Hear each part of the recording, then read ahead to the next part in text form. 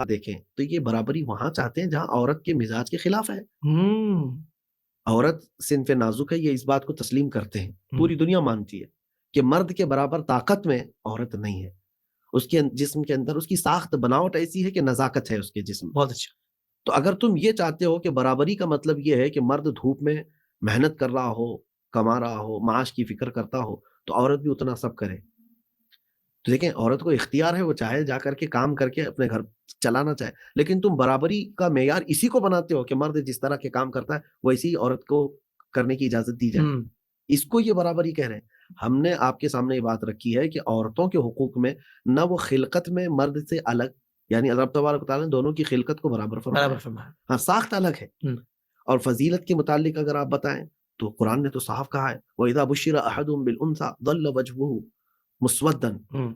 कुरान पाक रब ताला फरमाता है कि जब उन कुफार मुशरिकीन को बेटी की पैदाइश की बशारत दी जाती, इनका चेहरा काला पड़ जाता था। हम्म।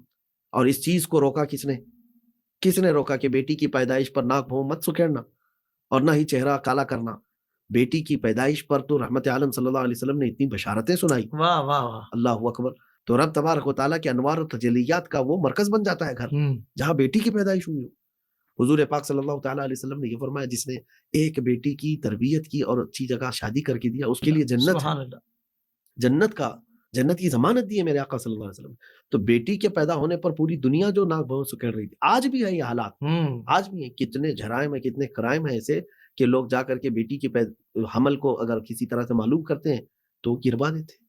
जिसकी वजह से कई जगह सख्त कानून भी हैं हम्म। कि जनीन को मालूम करना ये कानूनी जुर्म है। सही। किस वजह से है कि तुम आज भी इस कैटेगरी में आए हो कि बेटी की पैदाइश को ऐब समझते हो, अल्लाह। जबकि इस्लाम ने इस पर इतनी फजीलतें दी हैं। माँ हो तो कदमों तले जन्नत है, वाह वाह वाह। बीवी हो तो एक लुकमा खिलाओ सदक़े का सवाब है, बेटी हो तो बाप के लिए बड़ा मकाम है, जन्नत का ज़रिया है, जन्नत का ज़ीना है। तो ये चारों सूरतों में औरत के हुकूक जो कुरान ने बताए या इस्लाम की जो तालीमात ने बताए, मैं चैलेंज के साथ कहता हूँ पूरी दुनिया ने औरतों को ये हुकूक नहीं दिए, हम्म। ये हुकूक नहीं दिए। उस ज़मा आज के दौर में अगरचे ये बहुत भौंकते होंगे हम्म।